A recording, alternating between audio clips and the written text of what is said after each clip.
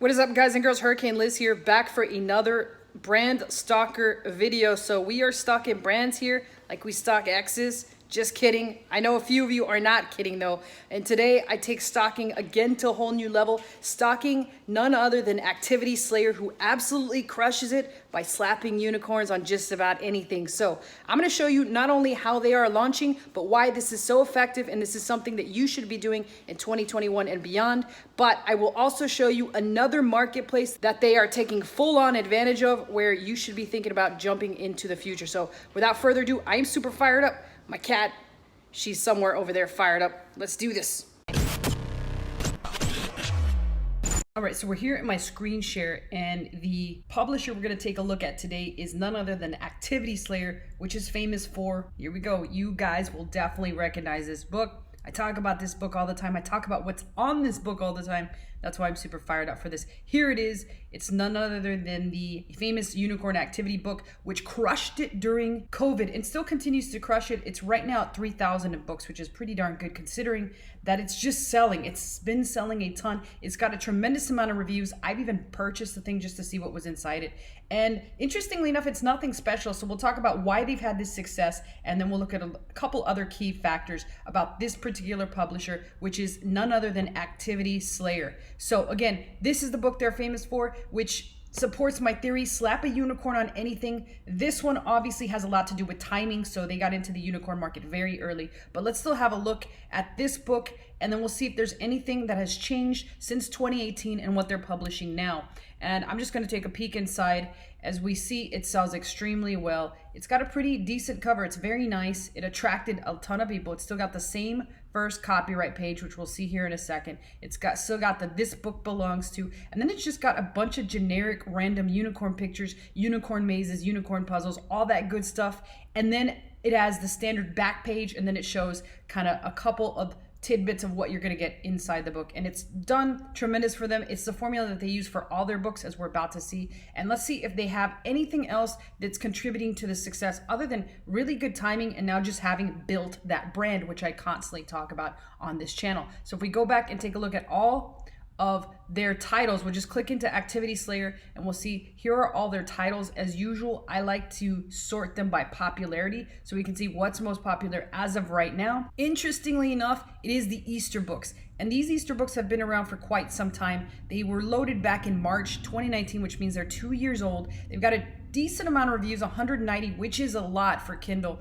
And this one's 11,000, which is doing extremely well. This one's 22,000. And then there's the unicorn book. So the unicorn book's great. Here's an Easter book that's 36,000. This one is also 2 years old. Here's an activity book that is a few years old. Dinosaurs, they've got a dinosaur book. They've got a St. Patrick's Day book, which is still doing pretty well considering that we're already about a couple weeks out of St. Patrick's Day. They've got a Bible book, a space activity book, and an airplane book. They've got a tremendous amount of books, a lot of Easter ones. Here's a fashion one that they did as well. And let's keep going and see what else they have. We'll look at the very end here in a second, but let's just scroll through what else they have. Flamingos, horses, more Easter books, which all do well for them. This one's brand spanking new. It only has 5 reviews, and the reviews are bad. So let's hop into this one and figure out why are these reviews bad on their recent books that are being launched. This one's 535,000, but first, before we look at that, let's scroll through the rest of these. Here's a butterfly book. We talked about bugs being hot. Here's another St. Patrick's one, which is rather recent. It's 2020, so it's about a year old. Here's a train one, a pirate one, spring, which looks to be brand new. This one has 0 reviews, so it's brand spanking new. So let's click into that one to see if we can get some insight as to any type of launch that they do or any type of ranking strategy that they have, particularly on their brand new books. This is an older Easter book. It's doing okay. Ocean animals, more Easter. So you can see they're really loaded up on the Easter. And as a result, I imagine that when I click into page 7 here, it's going to be a lot of seasonality. There's going to be a lot of books related to seasons. And immediately upon clicking that, here's a Thanksgiving one. So here's a summer one, which again, summer has not picked up. It's still spring. It's still kind of cool outside. Not yet a lot of people doing a lot of activities, but this one's poised to do fantastic. When we look at it around midsummer, it already has 6 reviews. It's been out for 2 years and it's at 1.4 million. Here's a Father's Day one, which will definitely be picking up. But again, they've got a lot of seasonality with what they choose to do, including this birthday one, this Christmas one, which is no surprise that it's kind of dead in the water right now.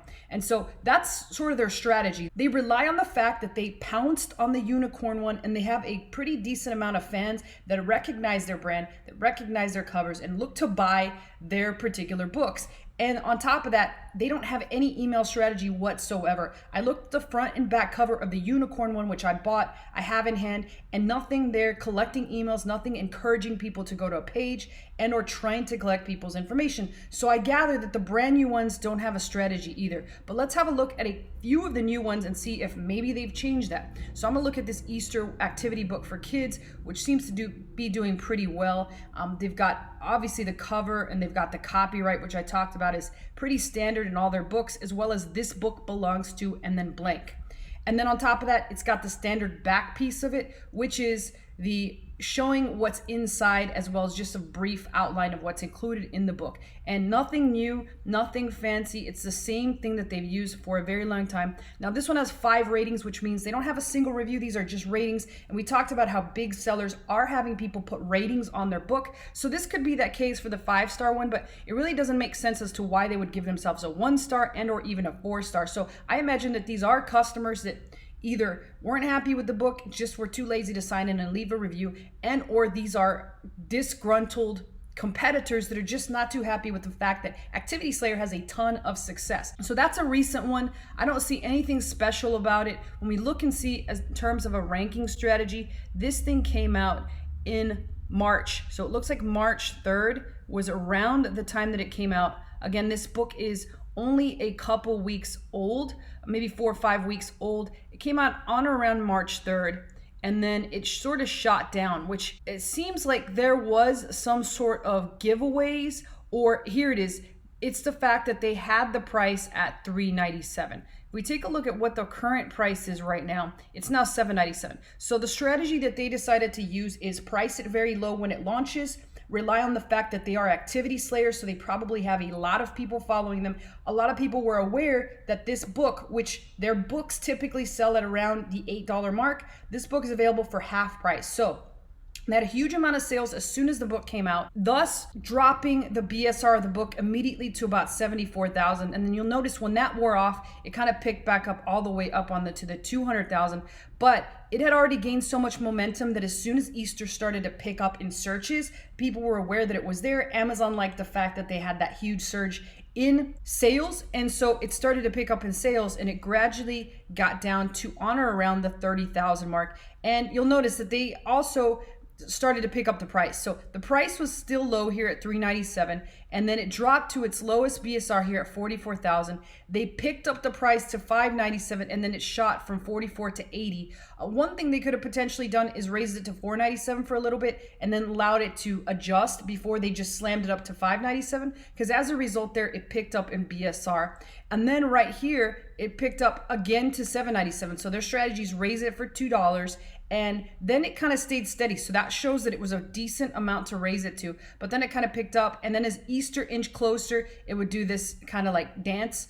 It's almost like back and forth, back and forth. It stayed at $7.97. Now that Easter approached and was kind of going away and people couldn't be guaranteed that they'd receive their book, it picked back on up to about the 240,000 mark. And now that you can see that Easter's over, well, it just picked up and it keeps going up and up. So their strategy, nothing more than price it in half as soon as it launches, rely on the fact that they have a big name, and a lot of their fans will buy it. And it seems to be working pretty good for them. So let's have a look at the second one that we have here, which was launched on February 28th, 2021. So they are launching books approximately 1 month prior, but again, you cannot compare yourself to them. If you're brand spanking new and you have no brand name, then good luck. They've got a pretty big name, so they can take their sweet ass time launching these things and still do extremely well. So it's standard in terms of what this book has on the inside as well as the outside. Let's just peek over at the Keepa to see if anything else stands out. And no, it looks like, again, they used the $3.97 launch strategy, it sort of stayed at 312. This one for some reason wasn't as popular as the other one. It could just be a case of the cover. People like the other cover a lot more. They raised that price to $597, and then they sort of kept it there. And I think one of the reasons they kept it there is because they realized this thing isn't selling as well as the other one, so there's no sense in raising the price when, guess what, people aren't buying. So their strategy relies upon a lot of getting sales early on, and if they don't get those sales, then they'll keep the price stabilized until they do get the sales. They're not too concerned with selling these because they have a lot of other that sell. What they want to build is reviews and just sales. And if they don't get sales, then they'll definitely keep the price at a low price. All right, so after kind of understanding their strategy, understanding what they're doing overall on Amazon, let's take a look at what they're doing off of Amazon, if anything. So I searched all their social media profiles and I found that they are not available on Facebook. They're not on Instagram. So that means they're not running ads. They're not doing anything outside of Amazon to drive traffic into Amazon. But the interesting thing that I did find is that they are on Walmart. And this is 100% in fact them. In fact, a lot of the books that are on here, some of them are from third parties. So for example, this one right here is from a third party, meaning somebody is drop shipping this off of Amazon. And the reason that I can tell that is because it's sold and shipped by a third party company, and the price of it is $21.95, while on Amazon, I believe it's $7.97. However, there are a couple books in the case of Activity Slayer that are the right price, like this one right here. Halloween activity book for kids is priced at $7.97, and it ships from Walmart. So what this means is this is in fact 100% Activity Slayer selling on Walmart. They're either selling it through the third party networks, which I think is Kobo, and maybe Walmart has recently launched their own ebooks. It's the Rakuten Kobo that they're probably launching this through and selling now on Walmart. The interesting fact about this is that there's not really a lot of major publishers doing this yet, but I feel like there is a good amount of opportunity on there. And the reason I say that is because third parties are listing these books for sale, which means, guess what? Third parties are selling and making money on Walmart. So if you have not looked into this Rakuten Kobo, then I do suggest to do so if you want to expand your brand onto Walmart, which I think is a brand new marketplace. And you'll see that as the years go on, Walmart will slowly start to do the same things that Amazon has done. And so people that are on there might not be making a lot of money right now, but in the future, they'll start to make a good, decent amount of money to be able to supplement their Kindle income. So that's a fantastic way to expand in the future. But altogether, Activity Slayer is not really doing anything special other than the fact that they just jumped into the unicorn market at the right time and they were at the right place, which is Kindle. Other than that, that's really about all they've done. They've managed to create books, not only really good solid niches, but also among all the holiday niches. So they have not only an evergreen portfolio, but a seasonal portfolio that every single year makes them money on demand. Now, they don't really get cutesy with any of their designs. They're pretty standard. It's the same old type of book, and they all are very uniform. If you buy one of their books, you'll notice that it's nothing more than a bunch of different unicorns that aren't even created by the same artist. They're completely different. They don't look anything alike, and you can tell that they're different unicorns gathered from different vector sites. And probably a lot of you have used them in your books too. So it's really nothing special other than just putting all the time, effort, and energy to build this brand. And then in the long run, who knows what they have planned. But other than that, that's all I have to say about Activity Slayer. If you have any questions or comments, post them below. I always personally answer them. And I'll see you guys next time.